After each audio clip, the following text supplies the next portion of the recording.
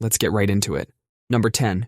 Deodorant Stripes. You know that moment when you're running late, throw on your favorite black shirt, and suddenly you look like you've been hugged by a snowman? Those white deodorant stripes are like nature's way of saying, hey everyone, look at my armpits. Grab a pair of nylon stockings, or even better, those weird sock things they give you at shoe stores when you're trying on shoes. Rub that fabric against the white marks, like you're trying to erase a bad memory. The nylon creates some kind of magic static that just makes those white streaks disappear. A damp washcloth works too, but don't rub it like you're trying to start a fire. Just dab it gently, like you're trying to console your shirt after its traumatic deodorant experience. If you're at work or somewhere without access to these things, use the inside of your shirt's hem to rub against the marks. It's like making your shirt clean itself, which is pretty meta when you think about it. The real pro tip is to wait a minute after putting on deodorant before you put on your shirt. Let that stuff dry first, like giving your armpits a timeout. Or better yet, put your shirt on first,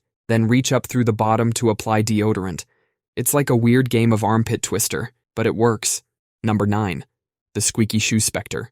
You're trying to sneak into a meeting late, but your shoes have other plans. Squeak, squeak, squeak. Everyone's head turns, and you're doing that awkward speed walk while your shoes basically scream, look at me. Usually, it's just two parts of your shoe rubbing together like they're having an argument. Sometimes it's the insole against the rubber bottom. Other times it's moisture trapped inside. Grab some baby powder or cornstarch. Take out the insole. Sprinkle that powder under the insole, on top of it, everywhere. The powder acts like a peace treaty between the fighting parts of your shoe. If that doesn't work, rub a dryer sheet all over the bottom of your shoe. It creates a layer of anti-static coating. Plus, your shoes will smell like fresh laundry instead of feet. Just don't do this while wearing the shoes. You might look like you had a fight with a bag of flour. If anyone asks why you put powder in your shoes, tell them you're practicing to be a mime. A very quiet mime. Number 8. Smelly hands after cooking. You're done cooking and your hands smell like you've been juggling onions in a fish market. You wash your hands once. Still smells like onions. You wash them again. Now they smell like soapy onions. By the third wash, you're wondering if this is just your life now. Grab anything made of stainless steel. A spoon, your sink, whatever. Rub your hands on it under running water for about 30 seconds. The smell is gone. Those funky smells from garlic, onions, and fish are caused by sulfur compounds. And sulfur compounds have this thing for stainless steel. They're basically molecular soulmates. When you rub your hands on stainless steel, these smelly molecules jump ship from your skin to the metal. It's like they're saying, sorry hands, we found someone new. You can even buy these stainless steel soap bars specifically for this. But honestly, a regular old spoon works just fine. Number 7. The stuck zipper nightmare. You're late for a meeting and your jacket zipper throws a tantrum. You're yanking at it like you're trying to start a broken lawnmower. Grab a candle, a bar of soap, or even a pencil. Just rub it along both sides of the zipper teeth. The wax or soap acts like tiny microscopic roller skates for your zipper. Your zipper goes from stuck in rush hour traffic to sliding down a buttered water slide. I learned this after getting stuck in my favorite jacket at my cousin's wedding. Trapped in my jacket like a sausage in its casing, while the bride was walking down the aisle. Had to army crawl to the kitchen, find a candle, and perform emergency zipper surgery behind a potted plant. Number 6. The Great Flake Escape. Ever look down at your black shirt and think you've been caught in a personal snowstorm? Yeah, those aren't snowflakes. That's your scalp having a going out of business sale. But here's a weird fix that actually works. Apple cider vinegar. This stuff is acidic enough to strip rust off old metal. If it can dissolve rust, imagine what it can do to those flakes partying on your scalp. Mix equal parts apple cider vinegar and water in a spray bottle. Spray it on your scalp before you shower and let it sit for 5 minutes. Yes, you'll smell like a salad, but it's worth it. The acid in the vinegar breaks down all that dead skin. It also kills the fungus that's throwing that dandruff party on your head. Plus, it balances your scalp's pH level, which makes your head less flaky. Don't use it straight from the bottle, though. That's like using a flamethrower to light a birthday candle. You'll end up with a scalp that feels like it's been through a chemical peel. Number 5. Shoe heel blisters. You just bought those fancy new shoes. They look amazing, but they're trying to eat your heels alive. You know that weird penguin shuffle where you're trying to look normal while your shoes are giving you a back heel sandpaper massage with every step. Here's the 5-minute fix.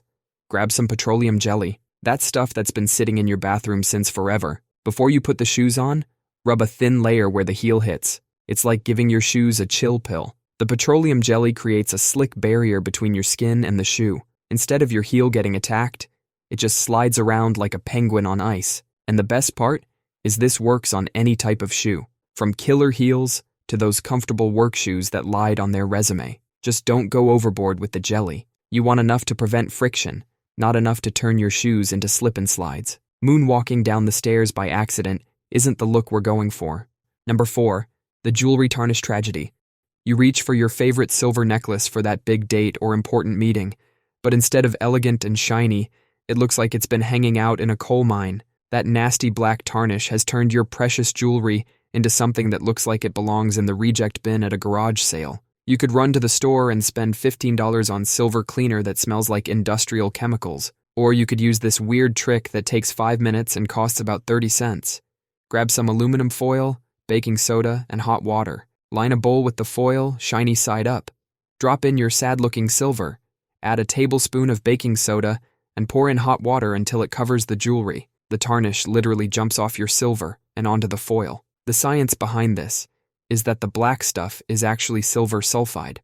The aluminum is more attracted to the sulfur than your silver is, so it basically steals the tarnish away from your jewelry. After 5 minutes, rinse your silver and dry it with a soft cloth. Good as new.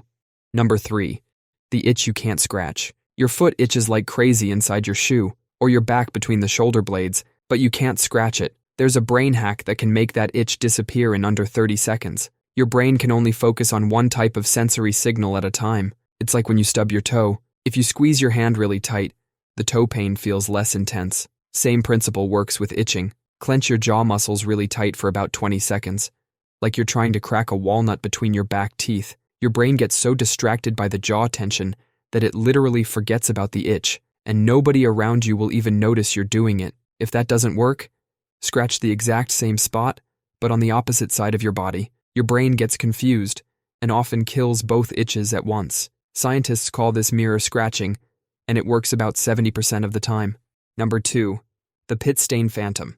Picture this. You raise your hand in a meeting and suddenly remember you're wearing your favorite light blue shirt, the one with the mysterious yellow ghosts living under the arms. These stubborn stains are like that one relative who comes to visit and never leaves. Those yellow marks aren't actually from your sweat. They're from your antiperspirant having a chemical reaction with your body's proteins. It's like your armpits are running their own tiny science experiment without your permission. Grab some white vinegar and mix it with equal parts water. Before you wash your shirt, soak those ghostly areas in this mixture for about 5 minutes. The acid in the vinegar breaks down those protein bonds like a tiny demolition crew. Then throw it in the wash with your regular detergent and add a cup of baking soda. It's like sending in a cleanup crew after the demolition team. The baking soda neutralizes any remaining stains and odors. Your shirts are back from the dead. To prevent future hauntings, let your antiperspirant dry completely before putting on your shirt. Rushing it only leads to disaster. If you're wearing something really important,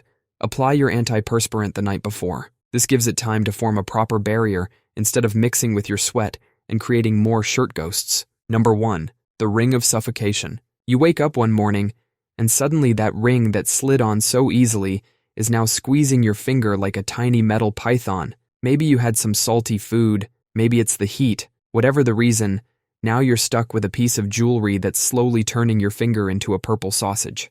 Before you grab the saw, here's a quick fix that actually works. Grab some dental floss or string, thread one end under the ring. If you can't get it under, use some soap to help it slide. Now start wrapping the string tightly around your finger, moving from the ring toward your fingertip. You want to wrap it pretty tight. We're basically trying to squeeze your swollen finger back to its original size. When you've wrapped past the knuckle, take the end that's under the ring and start unwrapping. As you unwrap, the ring will slide along with the string, like it's riding a tiny escalator right off your finger. Just don't do what my cousin did, and immediately try to put the ring back on just to check if it still fits. Spoiler alert, it didn't, and we had to do the whole thing again. That's all for today. I'll be making similar videos in the future. Subscribe to see them.